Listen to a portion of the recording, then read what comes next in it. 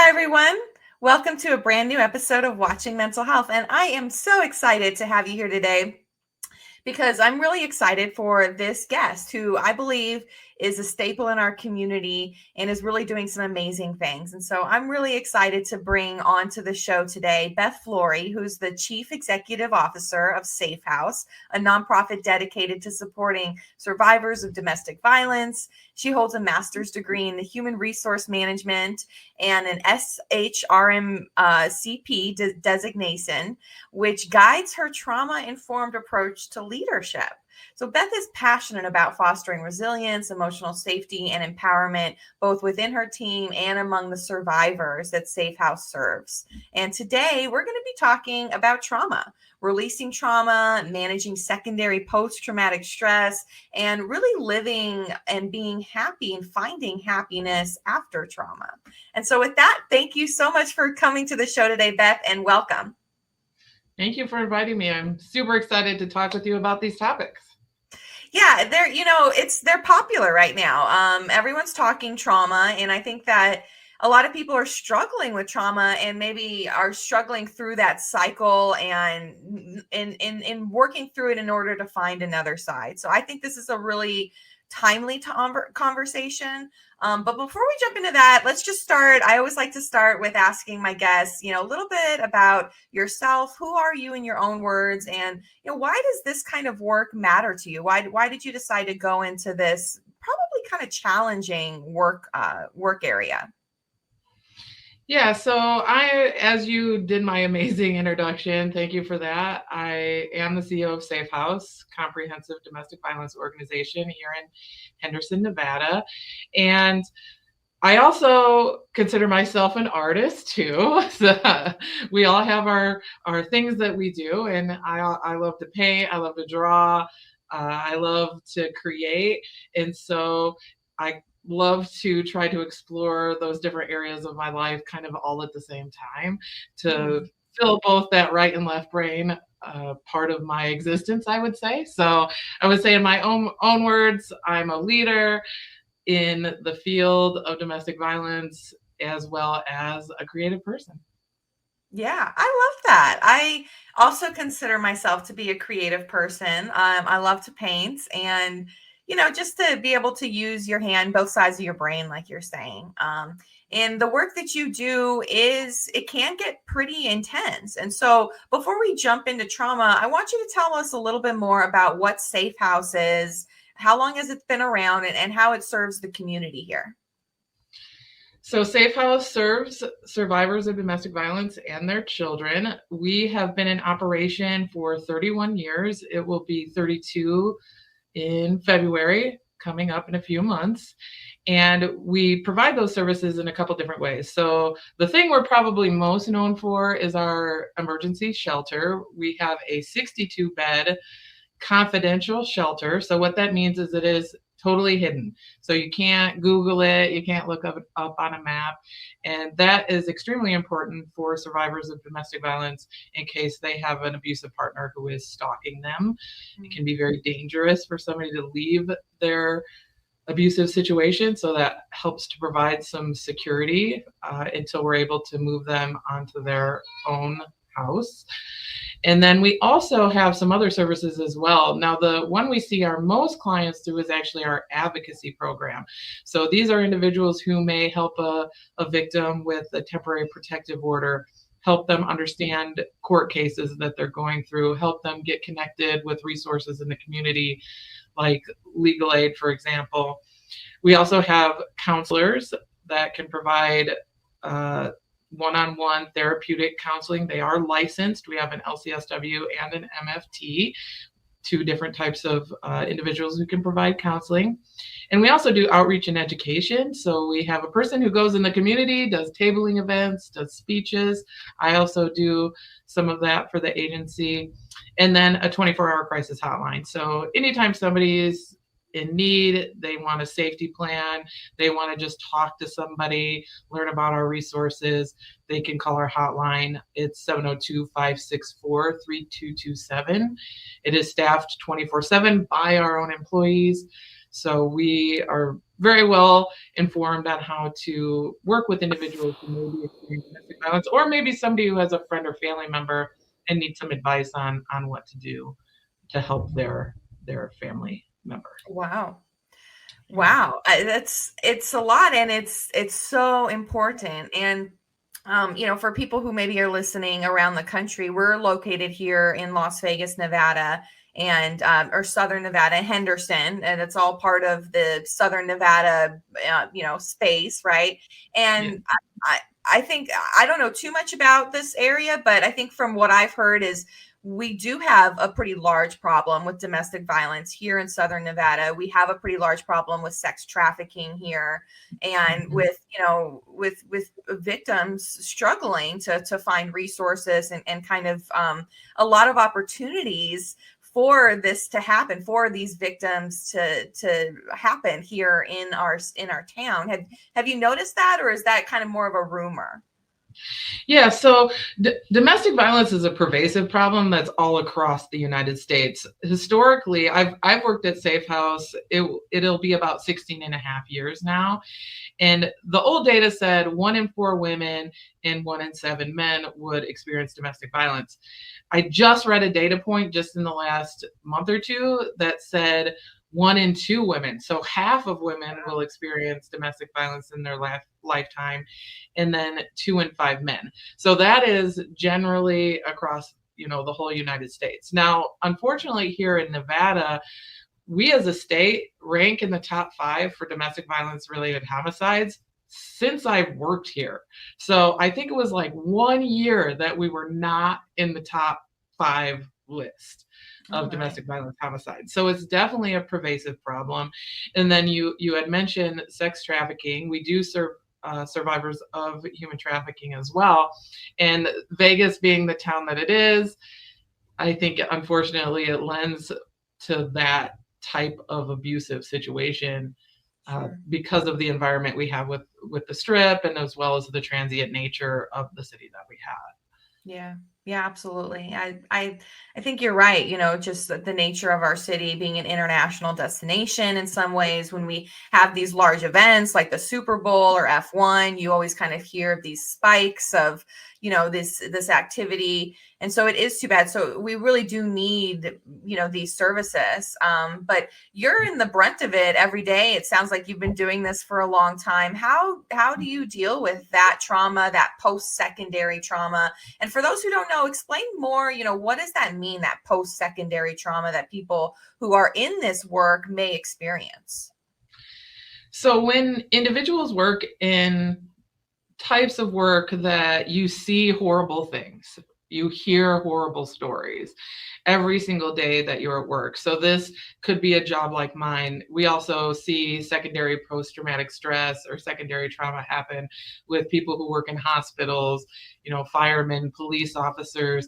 It's when you're exposed to this stress daily and you see these horrible things daily, it can actually impact your own mental health, and you start to exhibit symptoms that are pretty much the same or similar as somebody with PTSD. And an example of a story I could use, and I apologize if this is slightly graphic. It's I went to the Cliffs of Moher in Ireland on a vacation, and when I went to those cliffs, the first thing that I thought was, I wonder how many people jump off this cliff, instead of, oh, how beautiful is this cliff? And for a long time, some of these thoughts that I would have, I thought they were kind of a normal way of thinking. But then I realized in talking to people who don't work in these type of fields, they really don't have those kind of thoughts. And it's unfortunately because we hear so much trauma. And then the other part of that is so many employees who come to work in this field in particular have a history of trauma themselves. It's what draws them to the field. So we have several individuals who work at Safe House who are actually former clients of ours from years and years ago, as well as individuals who maybe went through a domestic violence situation when they were younger. Maybe they grew up in a household, whatever reason, that is what drew them to the field in the first place, which then makes them even more susceptible to this type of secondary post-traumatic stress. Yeah, that's true. And that is true. People, in the mental health space tend to have come from, a mental health challenge or a story. And same thing with addictions. People who are in addictions tend to have had a history with themselves or family. And so that makes sense that you would see that here too. And so I guess, my next question is, it's hard. Like, how do you help people get through that trauma, both maybe the clients you're serving as well as the staff that you're leading? So with our clientele, a big part of it, number one, is our employees have to be trauma informed. So that means that they receive education on trauma, what is trauma, what causes it, and the impacts of trauma on individuals, so that they can recognize these symptoms within our clientele. So one misconception may be that, our clients come to us sad, right? A lot of our victims are very angry when they come to our shelter. They're angry at their life situation. They're angry they were abused. They're angry they have to leave their household. And that regulation of their mood is compromised by that trauma, as well as some other things like the ability to make plans. When you're a survivor of trauma, it's hard to order something A, B, C, D, E. And so even being prepared to manage that when you're trying to help somebody, move into their own apartment, while understanding these emotions that they may have, or maybe when they're talking to you, their communication kind of jumps around because of what's going on with their mental health. So, number one is understanding that, so that employees don't take that personally.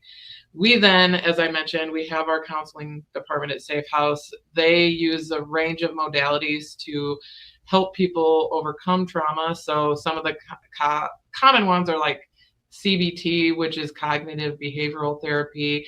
There's one, EMDR, and that's actually an eye movement. And it's funny because you'll hear some of these techniques and tools that are used for trauma that you're like, that sounds kind of like hocus pocus, but it's actually rooted in science. It does work to use these therapies. We have a machine that sends an electrical current. It hooks to your ears and looks like a 90s Walkman. That it's called an alpha stim machine. It sends a current over your nerve, and it can help calm anxiety and depression, all things that can be symptoms of trauma. And then the other thing with our staff is we do a lot of education just on self-care.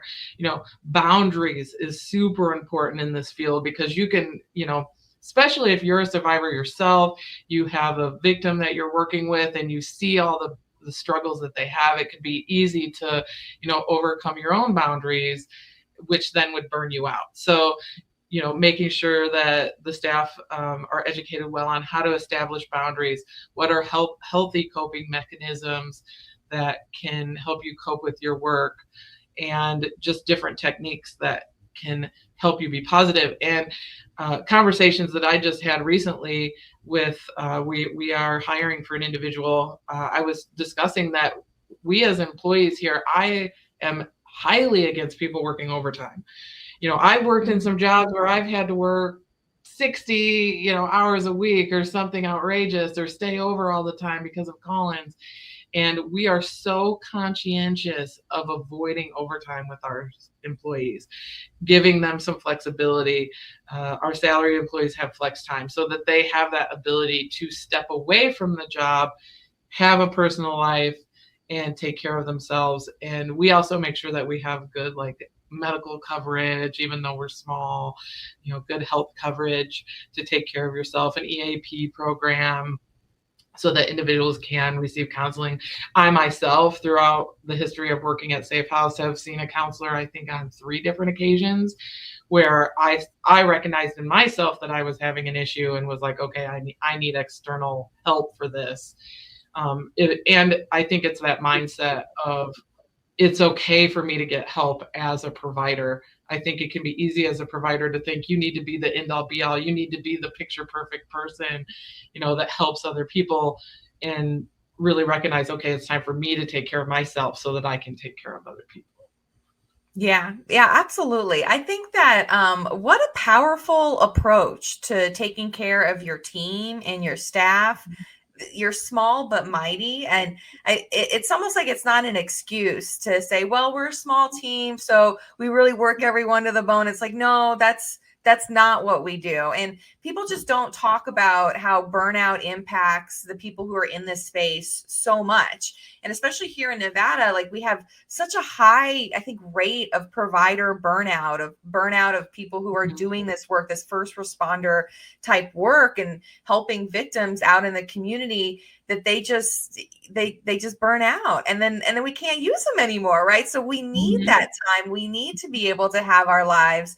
And to me, this sounds a little bit like a reflection of your kind of trauma informed approach to leadership. And so I mentioned that in your bio. So talk to me a little bit more about that. Is that, kind of one of the things, is taking care of your team like in this way, kind of one of those aspects of trauma informed approach to leadership that you take?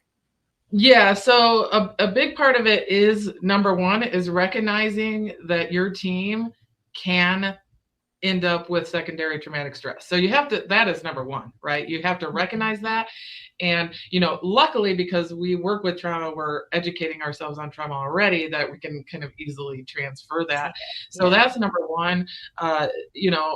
Really holding, I would call it maybe a democratic approach to leadership, never raising your voice, never, yelling at staff. I have worked in some past jobs where I had some bosses that, I definitely got yelled at. And I worked in social work since I came into the field in, 2000, I think it was. And, I had some bosses that yelled at me, and that definitely contributed to my burnout. So it's, keeping myself healthy and calm and reflective and being honest and really approaching employees in that calm, consistent, steady kind of manner, being as transparent as possible with employees, talking openly, open door policy. I have an open door policy in the sense that anybody can talk to me, but I do want to caution supervisors that it's good to have office hours scheduled, because you can actually lose your own boundaries in that. Sure. So, have people schedule with you for sure. Unless somebody's in a crisis, listening to staff, understanding that they have lives, and being trustworthy and consistent is super important in a trauma-informed approach. I definitely have found, and sometimes it's been hard learning on my own, right? It's like, maybe I said something to an employee that I didn't realize hurt their feelings or made them feel a certain way, that they come back and tell me, that I'm willing to apologize and willing to admit my own faults. So I have definitely found in the leadership roles in this type of work that I've had to really, really exercise, learn emotional intelligence, because I feel those kind of go hand in hand. When you have good emotional intelligence, you have empathy, I think it lends extremely well to supporting individuals who work in this field. And that takes work to develop, just like anything else, right? It's a muscle. You gotta work it out. So, taking your own classes, your own skills to really try to understand that type of approach with staff. Yeah, absolutely. That word, emotional intelligence, or that term, it's so important. And all of us to learn to reflect, and to pause before we react is so key, especially in this space. So yeah, it really matters, and self-care really matters. And so tell me a little bit more about, what are some of your favorite, self-care techniques, or self-care, things that your staff does even. What are, for someone who's maybe out there who's listening, who knows that they're on this way to burnout, what are some ways that we should step back and we can practice some self-care? So one of my favorite things to suggest, I might be a little bit obsessed with this, is gratitude journaling. And this may seem like the most simplest thing, right? When we work with so much negativity surrounding us, it's really important to get ourselves in a mindset of gratitude. And it is actually researched. I first kind of heard about gratitude journaling I took a class, I believe it was put on by Yale. You can go on Coursera and take this course. I think it's called like the Science of Happiness or the Science of Well-being. Yeah. Okay. Maybe Yeah. we can find the link later for you. Mhm. But on there, it actually talks about gratitude journaling, and there is a scientific backing to improving your well-being. And I started doing this probably about 2.5 years ago consistently. And I was really, in a down and out kind of place. And I was like, all right, we're going to try this. And I would write in the beginning, I made sure I wrote 3 things I was grateful for. And sometimes it was the most basic thing. Like, Right. I got up this morning. Right. Like, Right. I love my dog, like Mhm. whatever the most simplest thing. And I found that in doing that, after doing that for several days, it was like I started looking for the things that I would write about later. It's like Mhm. in my daily life, I'd think, oh, I could write about this in my gratitude journal later. And so I started recognizing all the positive things that were going on in my life. And then I would say it has often got to the extent of actually manufacturing it. So then I'm like, you know what, I'm going to do this thing and then I'm going to be able to put this in my gratitude journal. And so Mhm. now what was literally 3 sentences, sometimes those sentences were a couple words long. Now there are days I write pages in Wow. there, just being thankful of people, grateful to have a job, to be alive, and then getting really detailed in different things that people have done for me. And it really changed my thinking that now I live so much more in an attitude of gratitude, I would call it. And I fall back on that. And so that was probably my number one. I cannot preach gratitude journaling enough for people. I think it's the simplest thing. You got to put it somewhere where you are committed to do it every day. Maybe it's, a little journal on your end table that you wake up every morning on your bedside table and write in it, or at night. It's really good to kind of create that pattern so Yeah. that you're consistently doing it every single day, and where it's easy, right? Something you can grab, it's right there. You don't Yeah. have to dig in a drawer to try to find it. Like, it needs to be very accessible. So that would be, I would say, absolutely number one for me. And then from there, I would say having a good circle of friends outside of your job that is not related to your job. I have many friends in my work, but a lot of my close friends are not in the field that I'm in, so that Mhm. I'm able to, go and do fun things with friends and get my mind off of work. I'm also very careful to take my vacations and take my off time so that I have those breaks away. And then on another kind of daily thing that I do is I walk. I walk daily.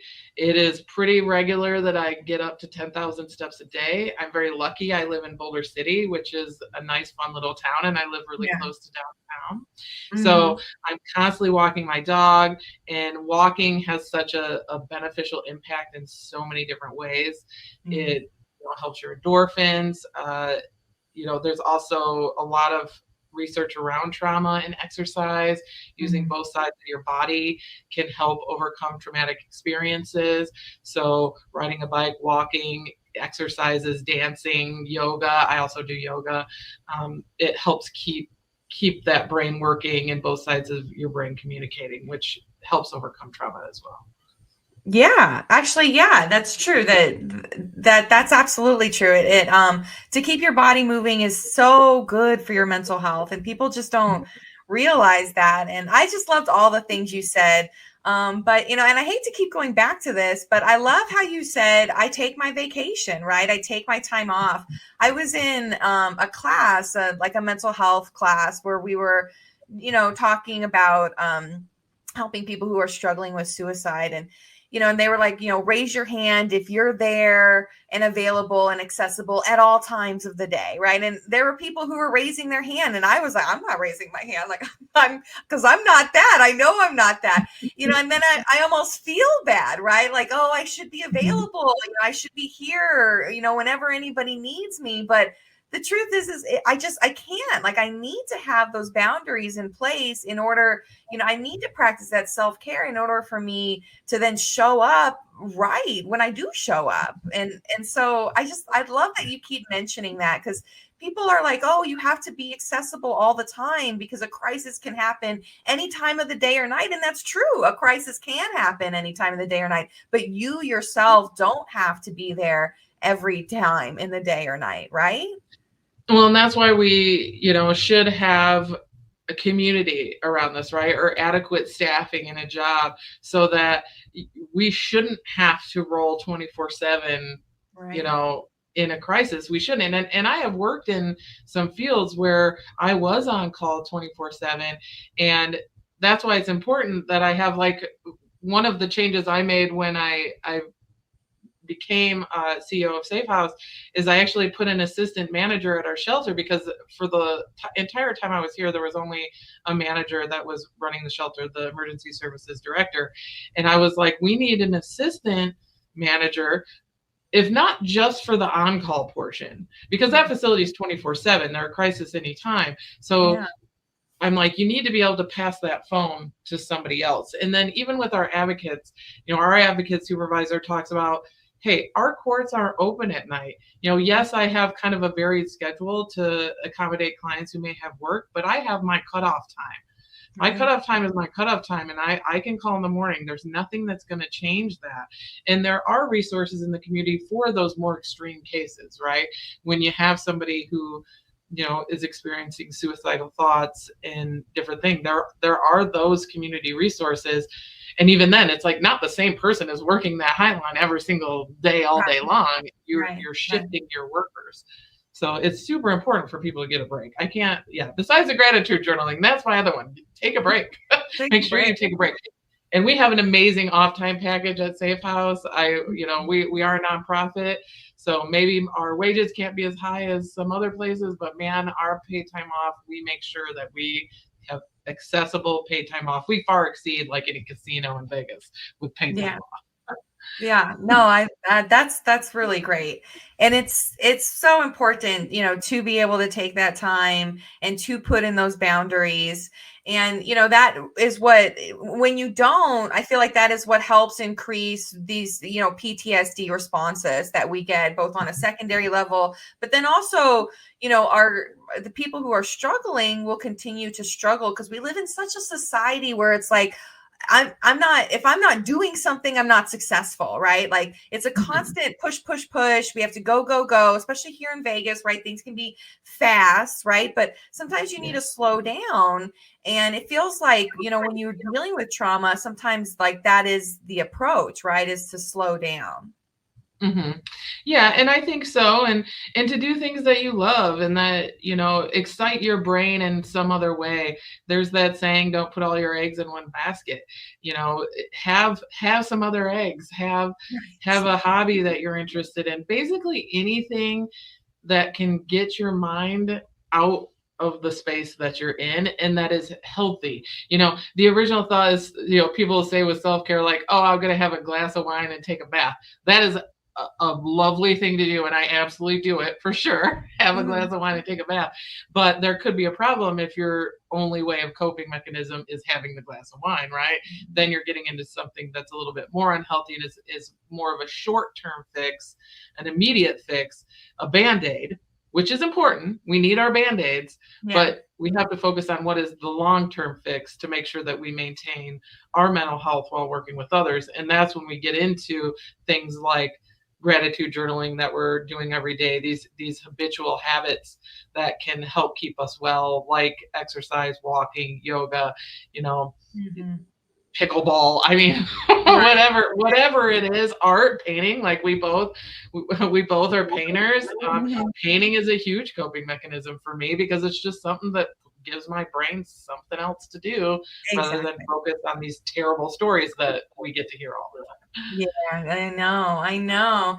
And the stories can really live with you and the trauma can. And so this really segues nicely into my last question, which is, for someone who may be experiencing or maybe who experienced severe trauma and, who are struggling, and my question is this, is do you feel like it's possible to overcome that trauma? And I think I'll know your answer because you see it all the time, right? But for people who are stuck, do you feel like that's possible to work through that, to come out the other side and be a happier, fulfilled person? It absolutely is possible. I've had some traumatic experiences in the past that I've overcome. I think the key, and we see that also every day in our work. So while I may be talking about, we hear these horrible stories, the stories of resilience outweigh those horrible stories for us. I mentioned that we've had staff, we have a board member that's a former client, we have 4 board members that are actually survivors of abuse. And all of them came out of that situation in their own way. I think it's important to remember there's a light at the end of the tunnel, and then to also recognize when maybe we need some outside intervention. A lot of times it can be really difficult to reach out to somebody else for help, right?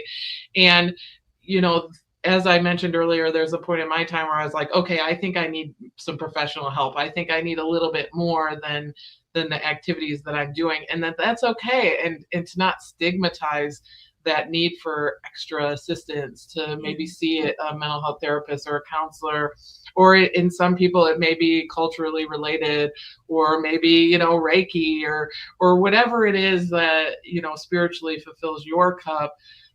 As in any profession, I think is really good to seek that out and to not feel embarrassed about that, and to know that absolutely there are so many people that thrive, that they have a traumatic experience, and that trauma actually propels them to amazing, better things, like the employees that we have that work here, right?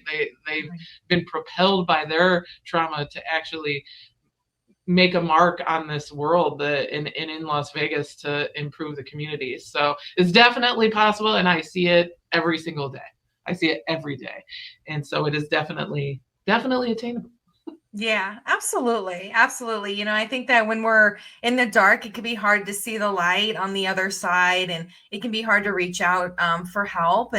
But reaching out for help is so, so important. And so you mentioned at the beginning that you have a 24/7 warm line, crisis line.